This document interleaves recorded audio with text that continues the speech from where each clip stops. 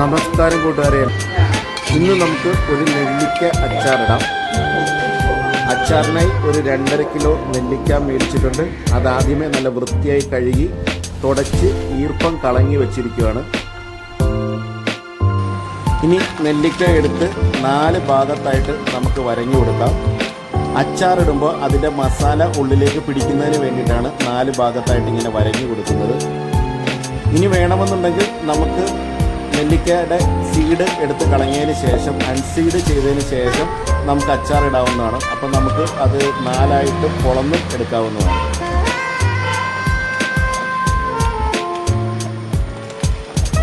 നെല്ലിക്കയുടെ 4 ഭാഗത്തും വരഞ്ഞു കൊടുത്തതിന് ശേഷം നമുക്ക് ഇതിൻ്റെ അകത്തേക്ക് ഉപ്പ് ഇട്ട് കൊടുക്കാം.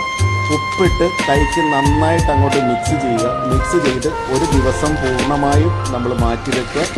അതിനുശേഷം പിറ്റേ ദിവസം അച്ചാറിടാവുന്നതാണ്. ഞാൻ ഇന്ന് രാവിലെ 10 മണിക്കാണ് ഈ സാധനം ഇത് മിക്സ് ചെയ്യണം. അപ്പോൾ നാളെ ഒരു ഉച്ച ആകുമ്പോഴത്തേക്ക് ഇത് അച്ചാറിടും.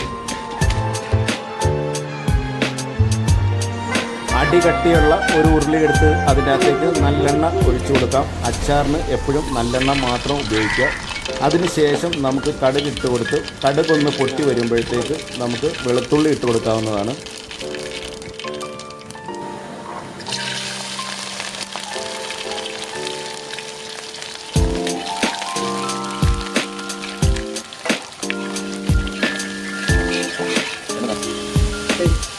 വെളുത്തുള്ളിയുടെ നിറമൊന്ന് മാറി വരുമ്പോൾ കറിവേപ്പില ചേർത്ത് കൊടുക്കുക. കറിവേപ്പിലയൊക്കെ ഒന്ന് മൂത്ത് വന്നതിന് ശേഷം തലേ ദിവസം ഉപ്പിലിട്ട് വെച്ചിരുന്ന നെല്ലിക്ക ഇതിൻ്റെ അകത്തേക്ക് ഇട്ട് കൊടുത്ത് ഒരു 10 മിനിറ്റ് ഒന്ന് വഴറ്റിയെടുക്കാം.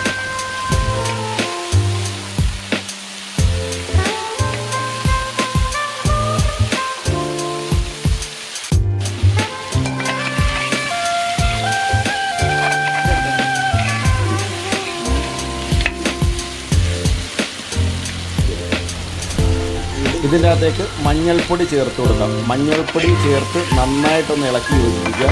അതിനുശേഷം നമുക്ക് വറുത്ത് പൊടിച്ച ഉലുവാപ്പൊടി ചേർത്ത് കൊടുക്കാവുന്നതാണ്. ഉലുവ പൊടിച്ചിരിക്കുന്നത് തരിതരിയായിട്ടാണ് പൊടിച്ചിരിക്കുന്നത്.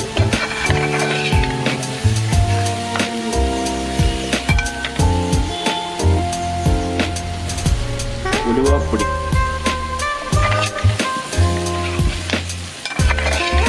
ഉലുവാപ്പൊടിയും ചേർത്ത് ഒരു 2 മിനിറ്റ് നന്നായിട്ട് ഒന്ന് വഴറ്റിയതിന് ശേഷം നമുക്കിതിനകത്തേക്ക് മുളക് പൊടി ചേർത്ത് കൊടുക്കാവുന്നതാണ്.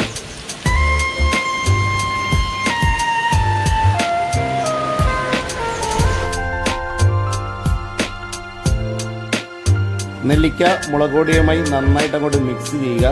എന്നിട്ട് ഒരു 2-3 മിനിറ്റ് ഇതേ കൂട്ടൊന്ന് വഴറ്റി കൊടുക്കുക. ഒരു 2 മിനിറ്റൊക്കെ വഴറ്റിയാൽ മതി. അതിനുശേഷം നമുക്കിതിൻ്റെ അകത്തേക്ക് കായപ്പൊടി ചേർത്ത് കൊടുക്കാവുന്നതാണ്.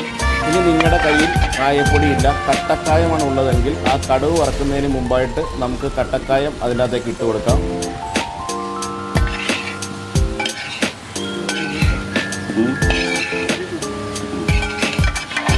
കായപ്പൊടിയൊക്കെ ചേർത്ത് കഴിഞ്ഞാൽ 1 മിനിറ്റിനുള്ളിൽ തന്നെ നമുക്ക് ഫ്ലെയിം ഓഫ് ചെയ്യാവുന്നതാണ്.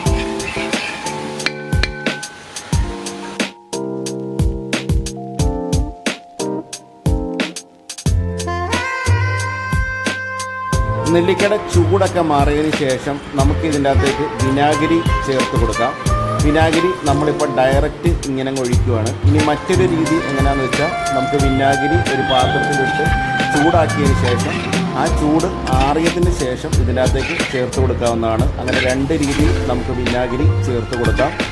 വിനാഗിരിയൊക്കെ ചേർത്ത് നന്നായിട്ട് ഇളക്കി യോജിപ്പിക്കുക. അതിനുശേഷം നല്ല ടൈറ്റായിട്ടുള്ള ഒരു കണ്ടെയ്നറിൽ ഇട്ട് വെക്കുക. ഒരു 10 ദിവസം നമുക്കിത് വെളിയിൽ തന്നെ വെക്കാം. അതിനുശേഷം നമുക്ക് റെഫ്രിജറേറ്ററിലേക്ക് വെച്ച് കൊടുക്കാവുന്നതാണ്. എല്ലാവർക്കും ഈ നെല്ലിക്ക അച്ചാറിൻ്റെ റെസിപ്പി ഇഷ്ടപ്പെട്ടു എന്ന് വിചാരിക്കുന്നു. ഇഷ്ടപ്പെട്ടെങ്കിൽ ലൈക്ക്, ഷെയർ, കമൻറ്റ് എന്നിവ ചെയ്യുക. എല്ലാവർക്കും നന്ദി, നമസ്കാരം.